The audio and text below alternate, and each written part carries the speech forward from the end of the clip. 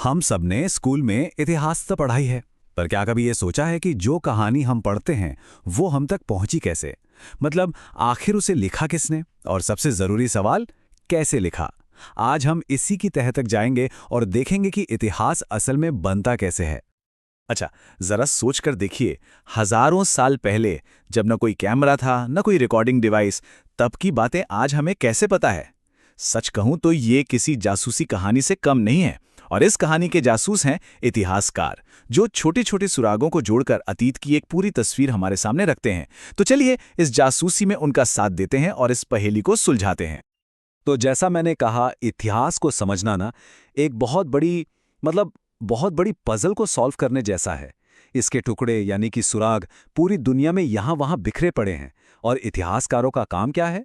बस इन्हीं टुकड़ों को ढूंढना, उन्हें समझना और फिर उन्हें सही जगह पर रखकर एक पूरी तस्वीर तैयार करना। तो चलिए शुरू करते हैं बिल्कुल बेसिक से, यानी इतिहास शब्द से ही। यह संस्कृत के 3 शब्दों से मिलकर बना है, इति प्लस ह प्लस आस। इसका मतलब हुआ निश्चित रूप से ऐसा ही था। कमाल है ना? और इस कहानी को एक तरतीब से, एक ढंग से लिखने की शुरुआत की थी ग्रीस के हेरोडोटस ने। देखिए, उन्होंने सिर्फ ये नहीं लिखा कि क्या हुआ, बल्कि ये भी जानने की कोशिश की कि क्यों हुआ। और बस इसी वजह से उन्हें इतिहास का पिता या फादर ऑफ हिस्ट्री कहा जाता है। ठीक है, तो अब सबसे बड़ा सवाल, ये सुराग, ये सबूत इतिहासकारों को मिलते कहां से हैं? मतलब उनके सोर्स क्या हैं? आइए जरा देखते हैं।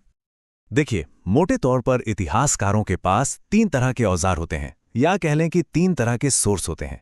पहला है साहित्यिक स्रोत, मतलब उस जमाने में लिखी गई किताबें, जैसे हमारे वेद या पुराण।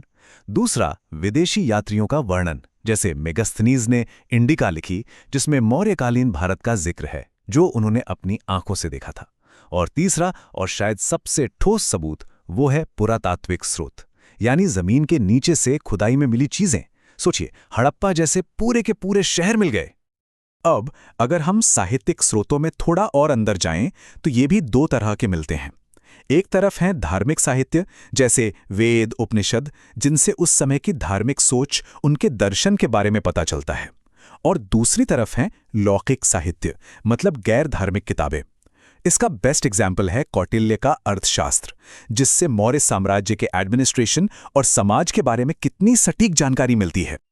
और पुरातात्विक स्रोतों की बात करें तो अरे ये तो वो चीजें हैं जिन्हें हम असल में छू सकते हैं, देख सकते हैं, जैसे पत्थरों पर लिखी बातें यानी अभिलेख, पुराने जमाने के सिक्के यानी मुद्रा, बड़ी बड़ी इमारतें जिन्हें हम स्मारक कहते हैं, या फिर मिट्टी के टूटे फूटे बर्तन भी।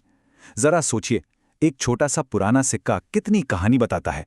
उस पर राजा का नाम होता है, उसका दौर होता है, और तो और वो सिक्का किस धातु का बना है, इससे उस साम्राज्य की आर्थिक हालत का भी अंदाजा लग जाता है। चलो, तो हमारे जासूस यानी इतिहासकारों को सुराग तो मिल गए, लेकिन सिर्फ सुराग मिलना ही तो काफी नहीं है ना? अब सबसे मुश्किल काम है ये पता लगाना कि कौन सी चीज कितनी पुरानी है, कौन सी घटना कब हुई, मतलब एक टाइमलाइन बनाना, जो कि इतिहास लिखने की सबसे बड़ी चुनौतियों में से एक है। तो समय को नापने के लिए इतिहासकार एक टाइमलाइन का इस्तेमाल करते हैं। हम सब ने सुना है बीसी और एडी के बारे में। बीसी मतलब बिफोर क्राइस्ट, यानी ईसा पूर्व, और एडी का मतलब है एनो डोमिनी, यानी ईसवी सन। वैसे आजकल इसे और न्यूट्रल बनाने के लिए कई इतिहासकार बीसी की जगह बीसीई, यानी बिफोर कॉमन एरा, और एडी की जगह सी, यानी कॉमन एरा भी इस्तेमाल करते हैं। बात एक ही है, बस नाम का फर्क है। लेकिन सवाल यह है कि किसी चीज की बिल्कुल सही सही उम्र कैसे पता चलती है? यहीं पर एंट्री होती है साइंस की, और साइंस के पास एक कमाल की तकनीक है जिसका नाम है कार्बन 14 डेटिंग। ये एक साइंटिफिक तरीका है जिससे किसी भी ऑर्गेनिक चीज, जैसे कोई पुरानी हड्डी हो या लकड़ी का टुकड़ा, उसकी उम्र का पता लगाया जा सकता है। इसको ना बहुत सिंपल तरीके से समझते हैं। देखिए, जब कोई भी जीव, चाहे वो पौधा हो या जानवर, जिंदा होता है तो वो अपने अंदर कार्बन 14 लेता रहता है। लेकिन जैसे ही उसकी मौत होती है, ये प्रोसेस रुक जाता है, और उसके शरीर में जो कार्बन 14 पहले से मौजूद है, वो एक फिक्स्ड स्पीड से खत्म होने लगता है। इसकी हाफ लाइफ, मतलब इसके आधा होने का टाइम है करीब 5730 साल। तो साइंटिस्ट बस ये नापते हैं कि किसी चीज में अब कितना कार्बन 14 बचा है, और उसी से उसकी उम्र का हिसाब लगा लेते हैं। है ना कमाल? ये तो जैसे प्रकृति की अपनी घड़ी है। तो ठीक है, अब हमारे पास सुराग भी हैं और हमें उनकी उम्र भी पता चल गई। अब अगला कदम क्या है? अगला कदम है इन सारी जानकारियों को एक फ्रेमवर्क में, एक ढांचे में फिट करना, ताकि इन बिखरे हुए फैक्ट से एक मतलब की कहानी बन सके। एक बहुत ही कॉमन फ्रेमवर्क है थ्री एज सिस्टम। इसमें इतिहास को इस आधार पर बांटा गया है कि इंसान उस दौर में किस चीज के औजार इस्तेमाल कर रहा था। सिंपल, सबसे पहले पाषाण काल यानी स्टोन एज, जब सब कुछ पत्थर का था। फिर आया कांस्य काल यानी ब्रॉन्ज एज, जब तांबे और टिन को मिलाकर कांसा बनाया जाने लगा। और फिर आया लोह काल यानी आयरन एज, जब लोहे का इस्तेमाल शुरू हो गया। ये सिस्टम भले ही यूरोप के लिए बना था, पर आज लगभग पूरी दुनिया में इस्तेमाल होता है। लेकिन एक ज़रूरी बात, ये जो फ्रेमवर्क होते हैं ना, ये हमेशा न्यूट्रल नहीं होते। इनका भी अपना एक नज़रिया होता है। जैसे 1817 में जेम्स मिल नाम के एक स्कॉटिश हिस्टोरियन ने भारतीय इतिहास को धर्म के आधार पर 3 हिस्सों में बांट दिया: हिंदू काल, मुस्लिम काल और ब्रिटिश काल। और पता है सबसे अजीब बात क्या थी? जेम्स मिल जिंदगी में कभी भारत आए ही नहीं। उन्होंने बस ब्रिटेन में बैठे बैठे अपनी सोच के हिसाब से ये किताब लिख दी, जिसका एक छिपा हुआ मकसद ये भी था कि ब्रिटिश राज को बेहतर दिखाया जा सके।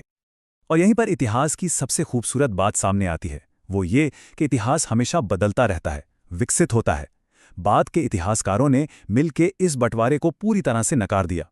उनका कहना था, भाई किसी भी एक दौर में सिर्फ एक धर्म के लोग तो थे नहीं, समाज में तो सब साथ रहते थे। और ये हमें सिखाता है कि इतिहास कोई पत्थर की लकीर नहीं है, ये तो एक बहती हुई नदी की तरह है, जिसमें नई नई खोजें और नई नई सोच लगातार मिलती रहती हैं। तो चलिए अब सारे टुकड़ों को जोड़कर देखते हैं कि आखिर ये बड़ी तस्वीर दिखती कैसी है। हमारे सोर्स यानी सुराग, उन्हें डेट करने का तरीका और उन्हें समझने के अलग अलग फ्रेमवर्क, ये सब कुछ मिलकर ही उस इतिहास को बनाते हैं जिसे हम आज पढ़ते हैं। आज के समय में ज्यादातर इतिहासकार भारतीय इतिहास को 3 बड़े हिस्सों में देखते हैं: प्राचीन भारत यानी एंशिएंट इंडिया, मध्यकालीन भारत यानी मिडीवल इंडिया और आधुनिक भारत यानी मॉडर्न इंडिया। लेकिन हाँ, ये याद रखना बहुत जरूरी है कि ये जो तारीखें हैं ना, ये कोई पत्थर की लकीर नहीं है।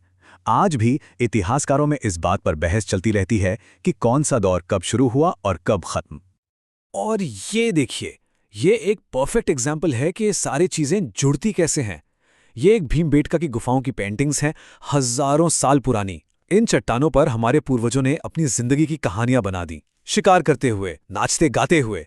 ये एक छोटा सा पुरातात्विक सुराग है, लेकिन सोचिए, बिना एक भी शब्द कहे ये हमें उस जमाने के बारे में कितनी बड़ी कहानी बता रहा है। तो अगर पूरी प्रक्रिया को फटाफट समेटें तो इतिहास लिखने के ये 4 स्टेप्स हैं।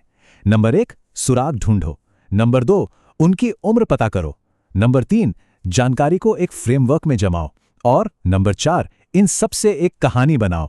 और ये खोज ये कभी खत्म नहीं होती। और आखिर में बस एक सवाल, ये समझना कि इतिहास कैसे बनता है हमें सिर्फ बीते हुए कल के बारे में नहीं, बल्कि हमारे आज के बारे में भी बहुत कुछ सिखाता है। तो असली सवाल ये नहीं है कि इतिहास क्या है, असली सवाल ये है कि जो कहानी हमें बताई जा रही है, क्या हम उसे वैसे का वैसा ही मान ले, या फिर हम सवाल पूछने के लिए तैयार हैं? सोचिएगा जरूर।